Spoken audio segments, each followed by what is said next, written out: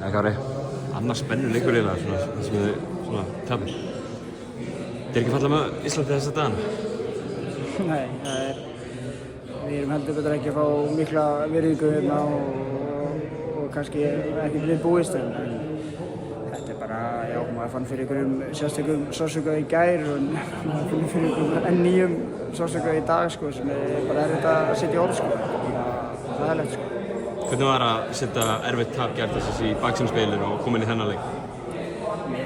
Mér finnst það bara einkenna þennan hóp og þetta lið sko. Við erum rosalega fljótir að gleyma og erum oftast ef við fáum vondan leik eða vond úrslit þá komum við oftast sterkar tilbaka. Við þekkum okkur saman og höfum góða frammistöðu og enn og aftur sýnum við bara það að það er bara sólarhringur síðan að við áttum þennan mjög erfitt tap á móti Belgum og við fáum bara strax tækifæri í dag til þess að gera betur og mér fannst við bara eiga meira skilið og við sýnum ótrúlega mikinn karakter í þessu leik að berjast tilbaka og komast í þessi tækifæri sem við vorum í en svo bara, gerist það sem gerist.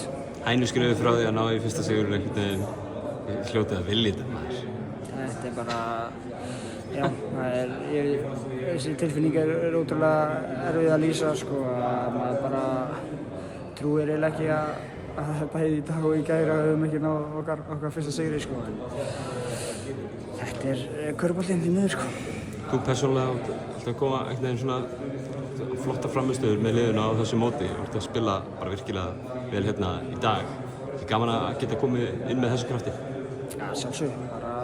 Maður reynir að vera alltaf tilbúinn og koma með orku hvort sem maður er í nokkrar sekúndur eða mínútur eða hvað sem er sko. Ég hef verið lengi partur af þessu liði og veit svo nokkuð ágætlega mitt hlutverk og ég bara reyna að koma með það í hvert skipti og ég var í fínum stöðum í dag og mér fannst koma að gera nokkuð vel. Þetta finnst manni maður geta alltaf gert aðeins betur en bara fínt. Kæra þakkir Kári og gangi ykkur vel á Slóveníu á þriðjudaginn. Takk.